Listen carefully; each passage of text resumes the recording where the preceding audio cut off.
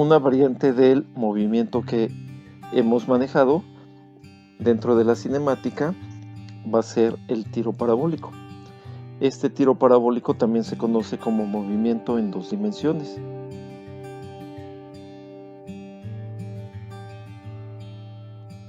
Los conceptos y textos están tomados del libro de Física 1 de Compañía Editorial Nueva Imagen.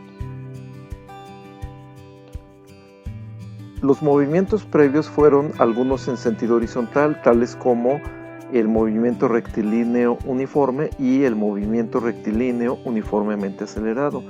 También en el sentido vertical vimos el tiro vertical y la caída libre.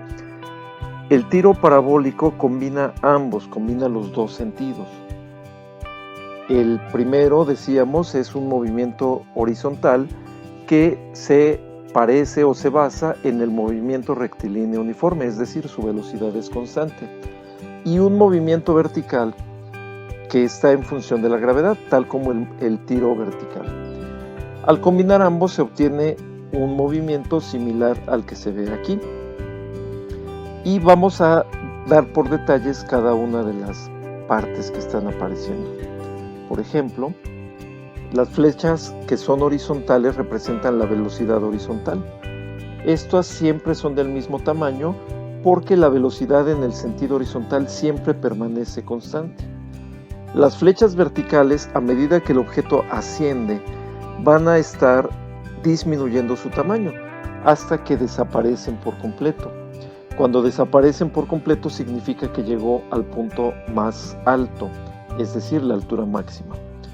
Ahora, en ese momento la velocidad vertical es 0, aunque el objeto se sigue desplazando hacia la derecha por efectos de la velocidad horizontal. Es decir, esta velocidad horizontal lo seguirá impulsando porque el objeto no cambia su velocidad en ese sentido. Cuando sobrepasa la altura máxima, sabemos que el objeto comienza a descender.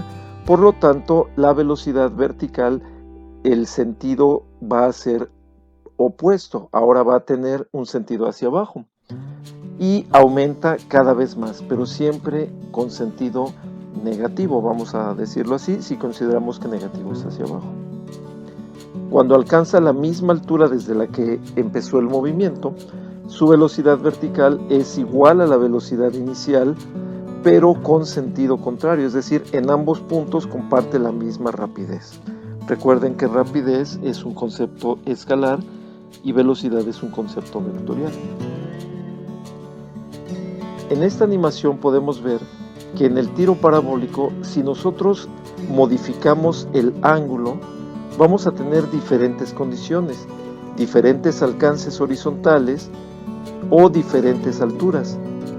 No necesariamente significa que a medida que nosotros tengamos un mayor ángulo de inclinación, vamos a tener un mayor alcance. Podremos tal vez tener la mayor altura. Sin embargo, podemos tener casos también en los que ambos se igualen, que sean exactamente el mismo alcance horizontal. Vamos a ver qué es lo que sucede en ambos sentidos. Primero recordemos que la descomposición vectorial juega un papel muy importante. Una velocidad con un ángulo, que es como se genera el tiro parabólico, nos va a dar como resultado dos componentes, una horizontal y una vertical. La componente horizontal es la que decíamos permanece constante y la vertical va a ir variando.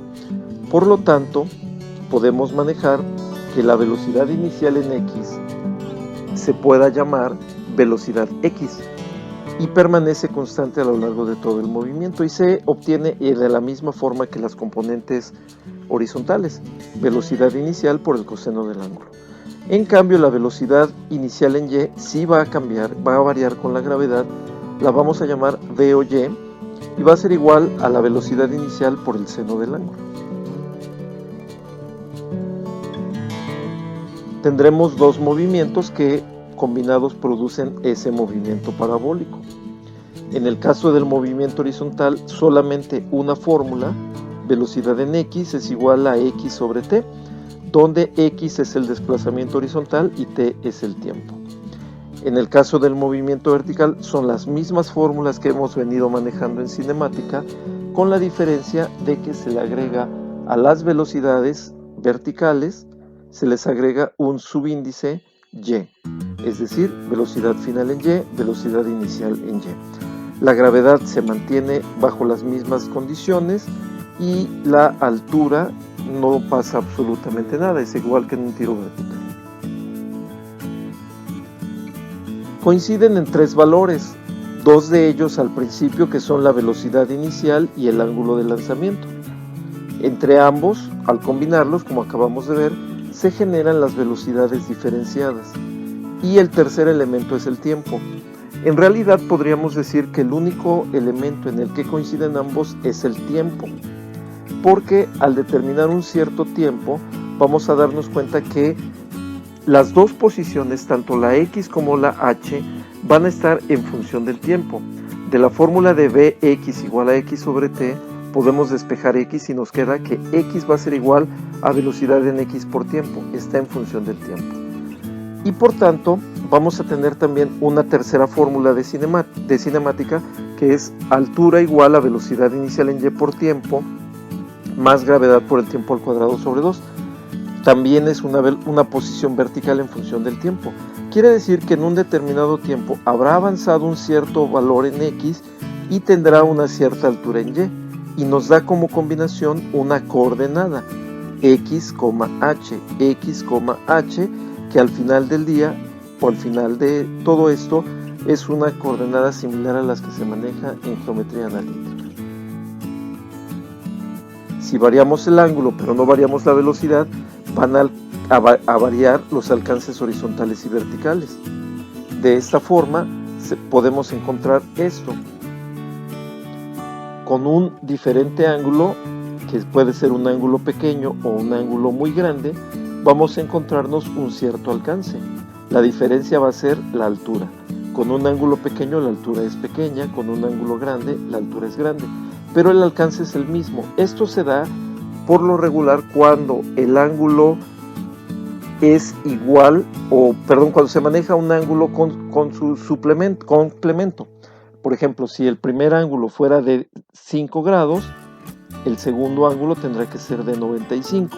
Si este ángulo fuera de 30, el siguiente, que nos da el mismo alcance, tendría que ser de 60. De esta manera podríamos hacer la suposición de que el ángulo que nos da el alcance máximo va a ser el de 45 grados. Estamos listos para un ejemplo. Se lanza un objeto hacia arriba con una velocidad inicial de 198 km por hora y un ángulo con respecto a la horizontal de 35 grados. ¿En qué momento alcanza la altura máxima? ¿Cuál es esta? ¿Cuál es su alcance horizontal máximo? ¿Y cuáles son su posición y su velocidad a los 3 segundos, a los 5 segundos y a los 7 segundos?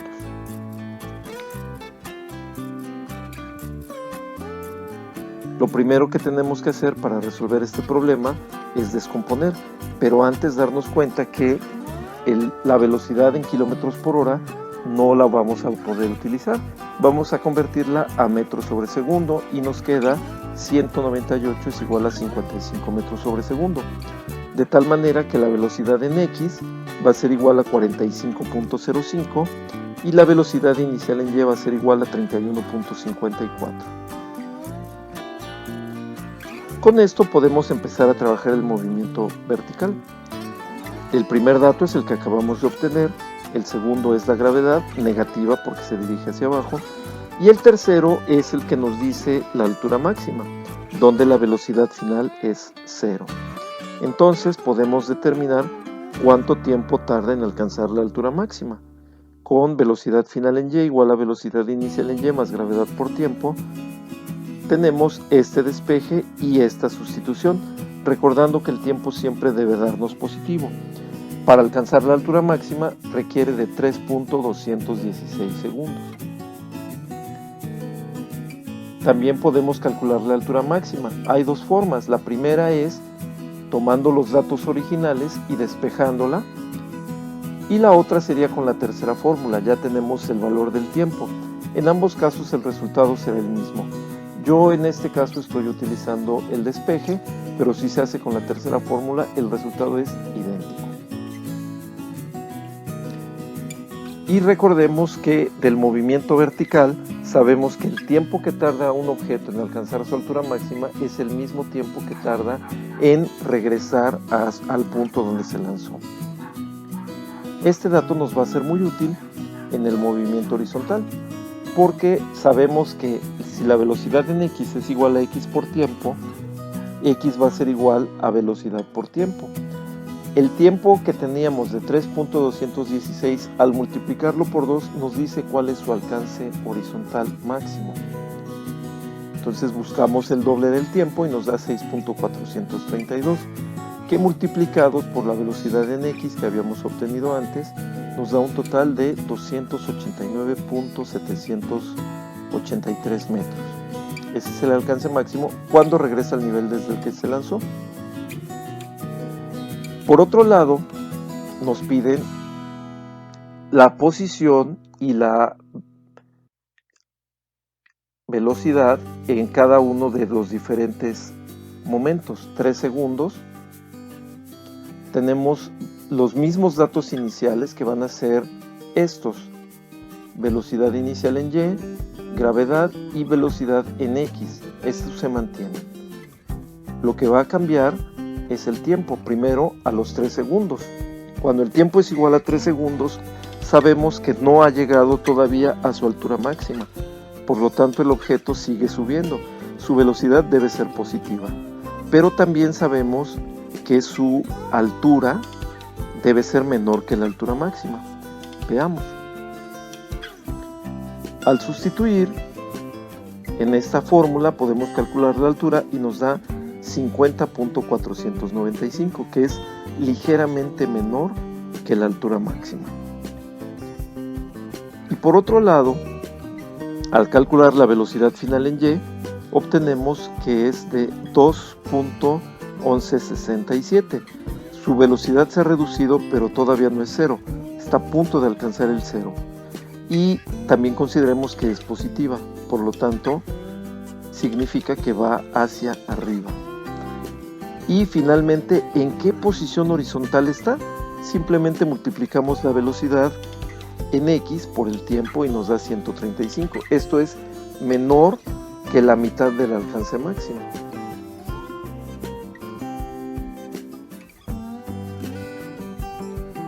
Cuando el tiempo es igual a 5 segundos, sabemos que ya sobrepasó la altura máxima, pero todavía no llega al suelo nuevamente.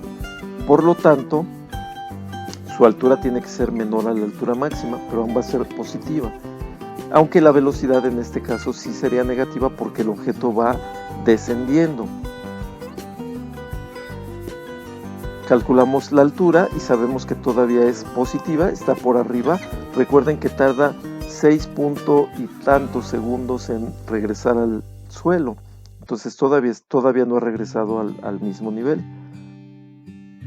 Y su velocidad nos está dando negativa, porque sabemos que el objeto desciende. De esta manera, también podemos calcular la posición horizontal y sabemos que el objeto aún no ha alcanzado la distancia horizontal máxima. Finalmente, con 7 segundos sabemos que se sobrepasa el tiempo en el que regresa al nivel que se lanzó. Esto nos va a dar varios datos. Primero, que su alcance horizontal se va a sobrepasar. Segundo, que su velocidad sigue siendo negativa, sigue bajando el objeto. Y tercero, su posición también será negativa, porque el objeto ya sobrepasó el nivel desde el cual se lanzó. Verifiquemos entonces esto y tendríamos altura negativa por debajo de donde se lanzó, 19.5 metros. Velocidad final en y de menos 37. Este valor es mayor que la rapidez inicial, porque ya sobrepasó también el nivel donde se igualaban las velocidades. Además, al ser negativo significa que baja. Y finalmente, su posición rebasa la posición máxima, el alcance máximo, porque el problema nos permite suponer que el objeto siguió bajando. Es decir, llegó a un punto en el que sobrepasa la altura de la que se bajó y sigue bajando, como si fuera un precipicio.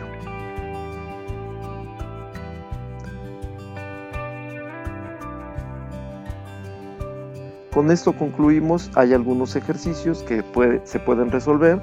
Son muy sencillos. Hay que interpretar correctamente los datos y también hay que interpretar correctamente los signos negativos. Con estos ejercicios concluimos el problema.